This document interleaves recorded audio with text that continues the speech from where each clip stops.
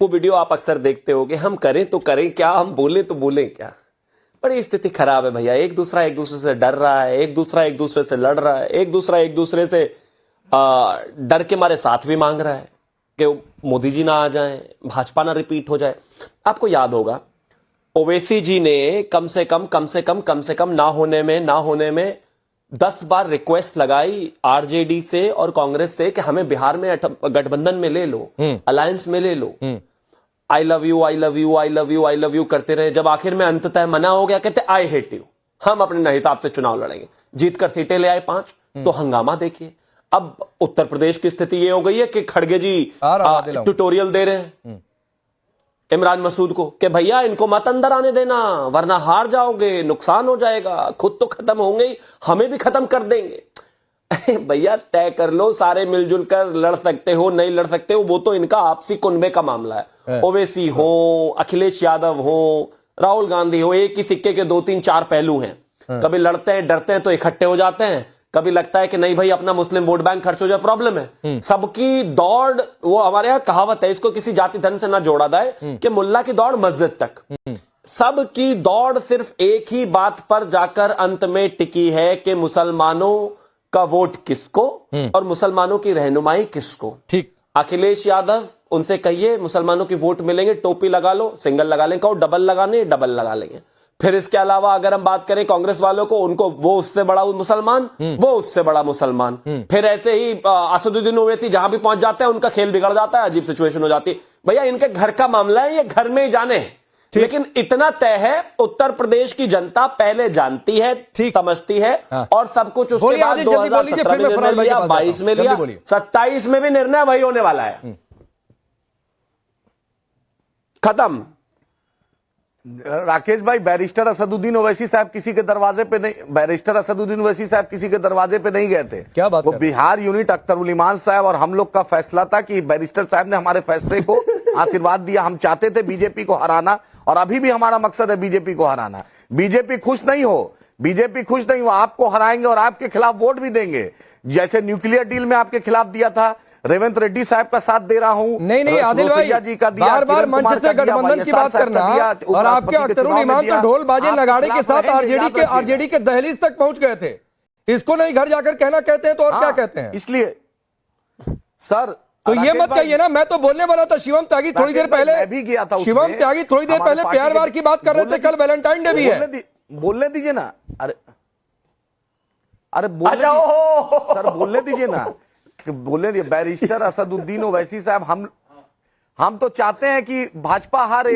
हम तो खुला भाजपा के खिलाफ कल भी थे, आज भी हैं, और कल दारुसलाम में वही 5 एमएलए जो जीते हैं, और महाराष्ट्र में जो जीत हुई है और तेलंगाना में जो जीत हुई है, उसका इस्तकबालिया प्रोग्राम है। उम्मीद है कि आपका चैनल उसको लाइव करेगा। जहां पर हमने मुमरा में हरा किया, सीमांचल में हरा किया, महाराष्ट्र में हरा किया, तेलंगाना में हरा किया, इंशाल्लाह बंगाल में भी करेंगे, उत्तर प्रदेश में भी करेंगे। इस देश को हरा रंग कर देंगे, और खूबसूरत है, जो आंखों के लिए जो हरित क्रांति का प्रतीक है, मोहब्बत का प्रतीक है, और तिरंगा में भी हरा है इंशाल्लाह। शिवम त्यागी, आप प्यार व्यार की बात कर रहे थे, कल वैलेंटाइन डे है, यहां तो अभी प्रपोजल का ही खेल चल रहा है, कौन किसका प्रपोजल मानेगा नहीं मानेगा। भैया ये असदुद्दीन ओवैसी ने तेजस्वी यादव के यहां, अखिलेश यादव के यहां, राहुल गांधी के यहां, एमके स्टालिन के यहां, इसके अलावा हेमंत सोरेन के यहां, इसके अलावा और 2-4 पार्टियां जिनका मैं नाम मिस कर रहा हूं, उनके घर पे गार्ड रूम में दरवाजे पर एक बुके रखवा रखा है और एक शॉल। दिन रात कोशिश करते रहते हैं, मौका मिले मौका मिले मौका मिले मौका मिले, मौका मिल जाता है तो तुरंत आप कितने अच्छे हैं, हम आपसे बेइंतहा प्यार करते हैं, हमें सेक्युलरिज्म को जिंदा रखना है, भाजपा को हराना है। और अगर कोई मना कर दे तो फिर उसका तुरंत उल्टा हो जाता है, आप बुरे हैं, आप बहुत बुरे हैं, आप गंदे हैं, आपको जीतना नहीं आता, मैं आपको हराऊंगा। भैया ये लुका छुपी वाला खेल ये प्रदेश और देश दोनों जान गए, अच्छे तरीके से जानते हैं। आप एक ही सिक्के के 2 पहलू हैं, और लड़ाई सिर्फ मुसलमान वोट के महबूब दोनों का ही एक है। आदिल भाई आऊंगा जरा फराज किदवई को ले आता हूं डिबेट, दूसरी से कोई लेना। फराज किदवई, सवाल ये था कि एमआईएम से गठबंधन करेंगे। 10 सेकंड अब बोलिए 10 सेकंड जल्दी बोलिए, 10 सेकंड जल्दी बोलिए, जल्दी राकेश भाई 10 सेकंड जल्दी राकेश भाई 10 सेकंड।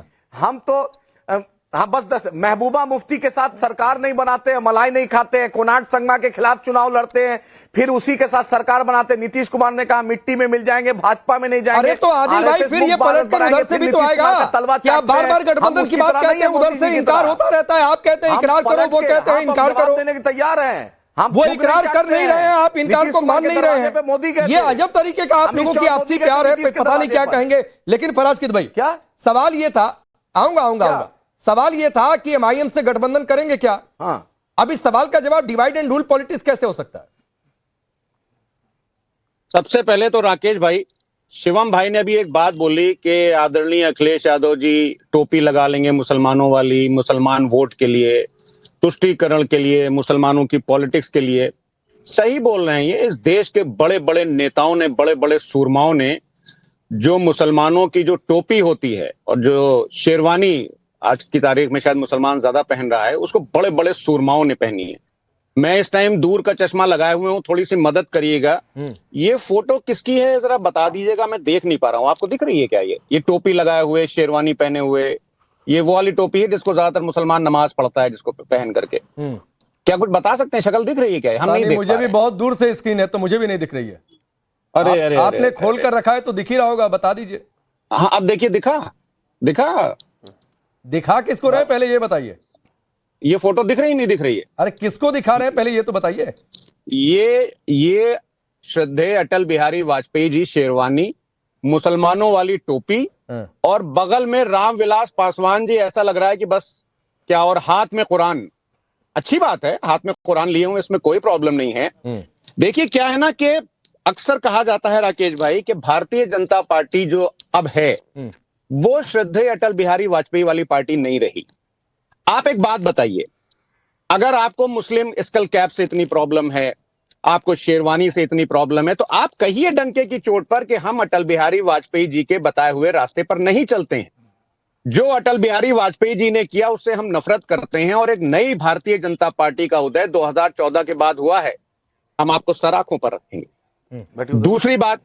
दूसरी बात अभी आपने गठबंधन की बात कही, तो देखिए ऑल इंडिया मजलिस इत्तेहादुल मुस्लिमीन, यानी कि pan India Muslim unity for Muslims, इसका मतलब यह हुआ हम किसी की भी सियासत से, किसी की भी पार्टी से हमको कोई वो नहीं है।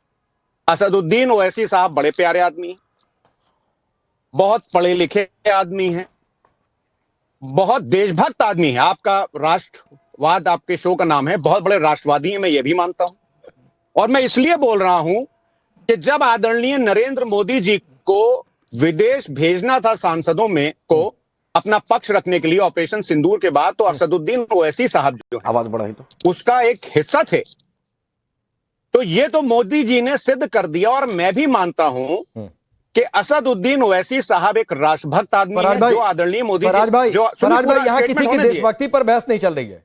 कौन राष्ट्रवादी है, कौन राष्ट्रवादी नहीं है, मैं इतनी देर से सुन रहा था। मुझे लगा कि कुछ आप डिसाइसिव लाइन लेकर एक आएंगे, एक कुछ कंक्रीट लाइन लेकर आएंगे सवाल पर। आप 2-2.5 मिनट भूमिका बनाने में लगा दिए सर।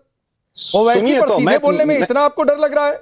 आपकी पार्टी के भी एक सांसद उस डेलीगेशन का हिस्सा थे, राजीव राय, वो भी गए थे देश की बात रखने, और उन्होंने भी बखूबी देश की बात रखी। मैं वही तो बोल रहा हूं ना कि आगे मैं जो बोलने जा रहा था उसको आपने मेन जो है ना वो क्लाइमेक्स खत्म ही कर दिया। देखिए असदुद्दीन ओवैसी साहब आदरणीय प्रधानमंत्री जी की बहुत बातें मानते हैं, ये मैं मानता हूं। उनके कहने पर वो विदेश गए, बातें रखी, बिहार चुनाव लड़ने गए। हम तो कहते हैं कि इनको पौंडीचेरी में भी लड़ना चाहिए, सिक्किम में भी लड़ना चाहिए, मतलब कोई स्टेट इनको छोड़ना नहीं चाहिए। आ रहा हूं, इसके बाद आप ही के पास आऊंगा।